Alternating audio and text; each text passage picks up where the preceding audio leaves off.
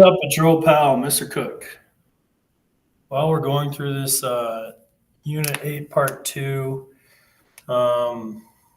test review worksheet. We got through the first 20 problems, then we have the last couple of problems. These are both on arc length, so you better know the arc length formula. Arc length is equal to integral from two angle bounds, then square root of r squared plus dr d theta quantity squared, and then all that d theta. Okay, so yeah, have that formula memorized. And the nice thing about it is that if you need to find the arc length of just one curve and just one equation, like this one, or this one also, you already know what the setup's going to look like. It's going to look like this. So this is pretty easy to set it up. The arc length is going to be equal to integral. We'll worry about the bounds later, but it's going to be the square root of, then it's going to be r squared. So that'll be 3 minus 3 cosine of theta. So that quantity squared plus, and then we've got to take the derivative of it. So let's see, dr d theta. Derivative of 3 is 0. And the derivative of cosine is negative sine, so that'd be a positive 3 sine theta. So it's just 3 sine theta squared, and then d theta. Then we got to find the bounds for it, so we'll graph it out. And what do we need? Part of the cardioid, which is below the x-axis. Okay, so let's graph it first. Okay, so 3 minus 3 times the cosine of theta. All right, and then graph. Oh, wait, oops, zoom 6. Sorry, I didn't get the whole thing. There we go. All right, so there's the cardioid that I need to graph out. All right, so it'll go all the way out to 6. 1, 2, 3, 4, 5, 6. It will hit the origin. And then it'll go up to 3. 1, 2, 3, and down 3. 1, 2, 3. Okay. So like that, and back around. Okay, here's our cardioid. So we're interested in the part that's below the x-axis. So with the cardioid, you can check this out if you want. It starts at 0 degrees, goes up to 90 degrees or pi halves, and then it keeps going like counterclockwise to pi, and then over here to 3 pi over 2, then back around to 2 pi. It takes all of 2 pi to make it rotate all the way around. So if I just want like the part that's below the x-axis, I just want to go from here all the way over to here. So I think I'm just going to have to go from pi to 2 pi. Oops, pi to 2 pi. And then you can verify that by just graphing it, on your little calculator window, pi to 2 pi. It should just be the lower half. Yep. Okay. Now it says, so that's the integral. So there you go. That gets you like a good chunk of points right here, setting up the integral. Now we have to do it by hand. So let's do these ones by hand. Okay, so this is equal to pi to 2 pi.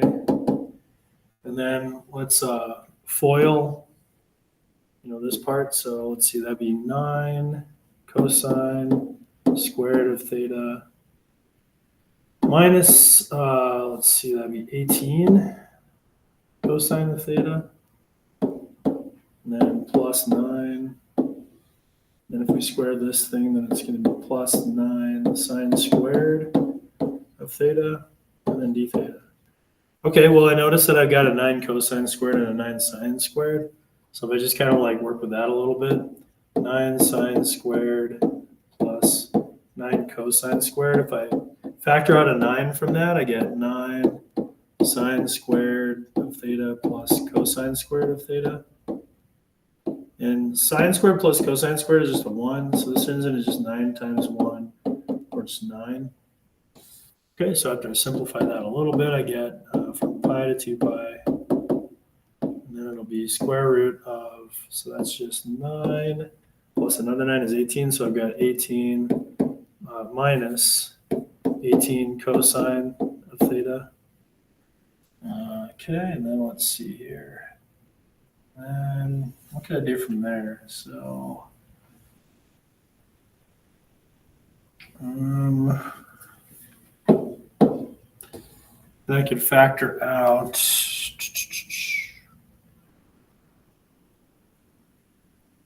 Well, okay, I know what I can do with this. I can use that one, the double angle formula.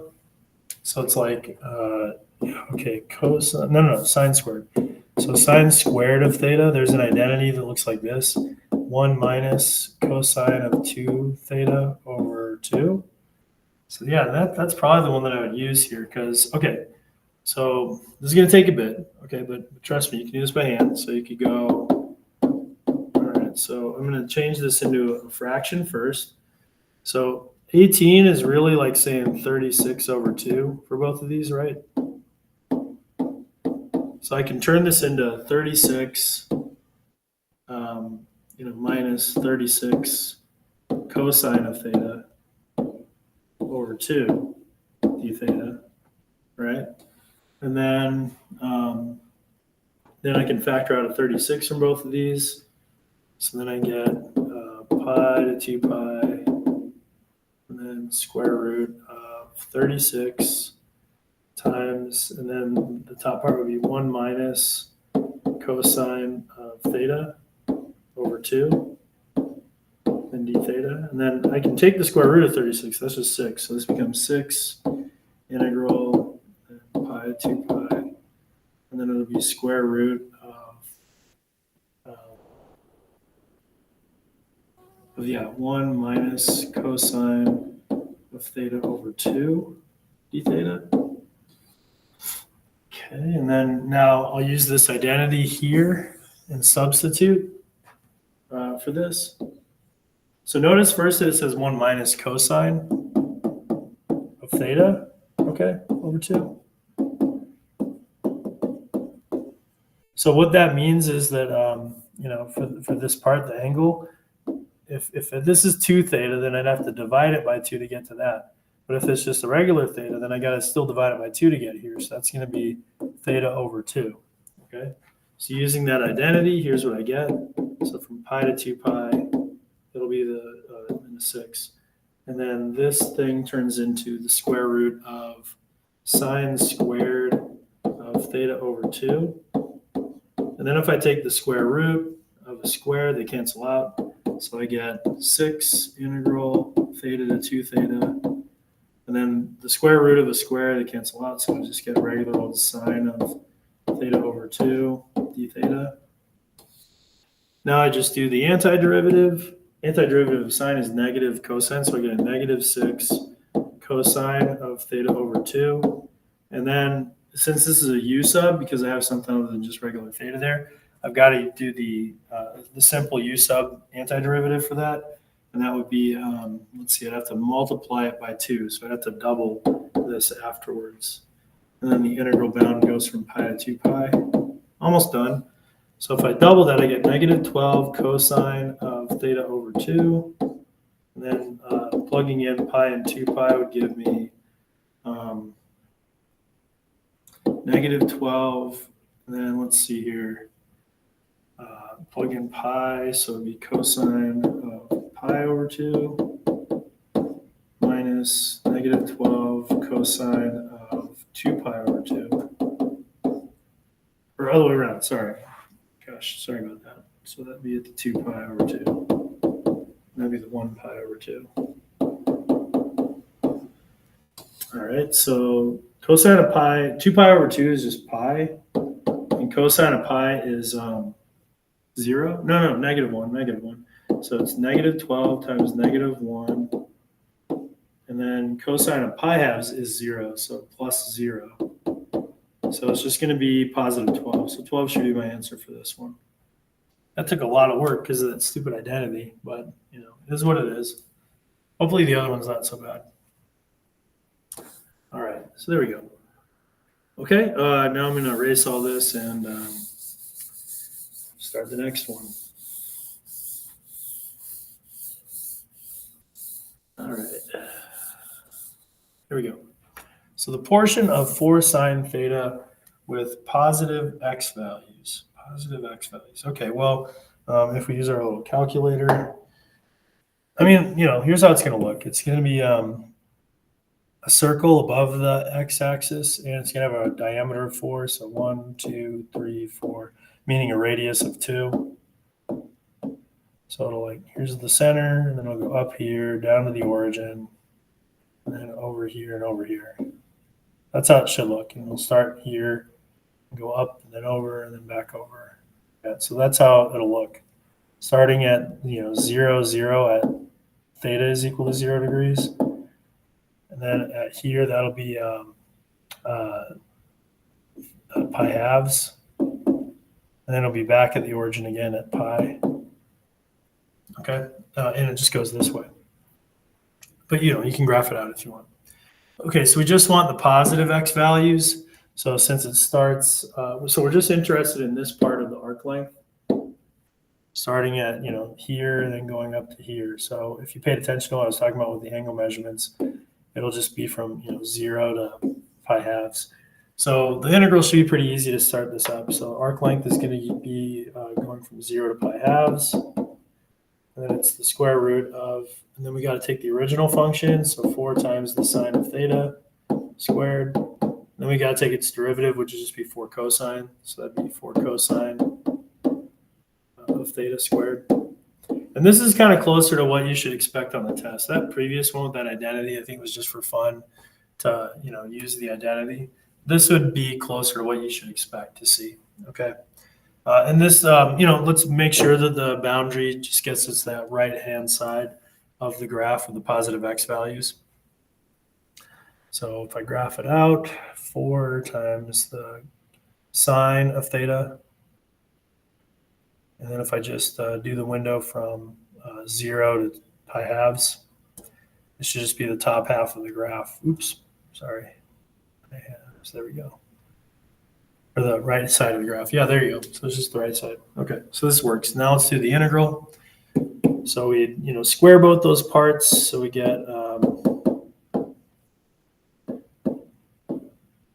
16 sine squared, and then 16 cosine squared. And you can factor out the 16.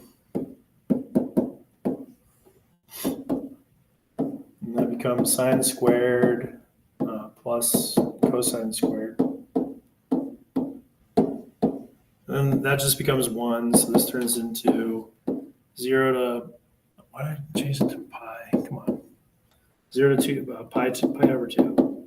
And then square root of 16 times 1, which is just 16.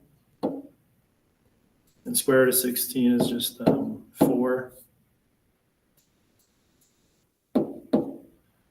Antiderivative of 4 d theta is just 4 theta.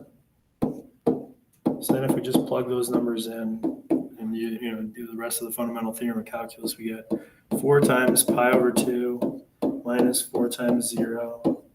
Well, 4 times 0 is just 0. And then 4 divided by 2 is just 2. So it's just going to be 2 pi.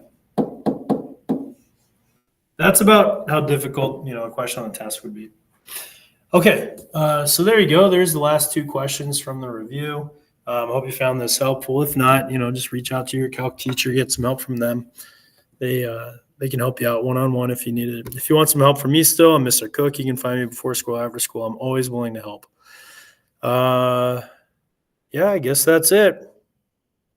So good luck on your test. Keep studying. Ask questions in class. And that's it. Oh, also make sure your calculator is charged, I guess. Okay. Thank you very much for watching the videos. I'll see you in the next ones. Bye-bye.